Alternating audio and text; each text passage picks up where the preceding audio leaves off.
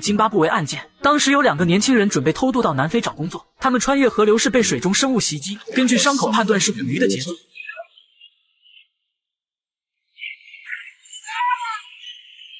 经过几天的慎重思考，老爷子最终下定了决心。人们常说，战胜恐惧的最好办法就是面对恐惧。不入虎穴，焉得虎鱼。在正式潜水之前，他先要考虑如何避免鳄鱼的攻击。为此，他专门拜访了生物专家库班。库班说，想要避开鳄鱼，只能依靠天时。每年冬季有几天时间气温很低，鳄鱼活动降低，进入了一个短暂的休眠期。幸运的是，现在鳄鱼正处在休眠的最后阶段，过了这个村可就没这个店了。老爷子对即将到来的探险充满了期待和恐惧。他回想起了走访中遇到的被鳄鱼袭击的人，这些人的惨状不断涌现在他的脑海。就这样，他在恐惧和不安中沉沉睡去。第二天，他和库班一起来到钓虎鱼的水域，带上自拍设备后，穿戴整齐，直接翻身跳投入水。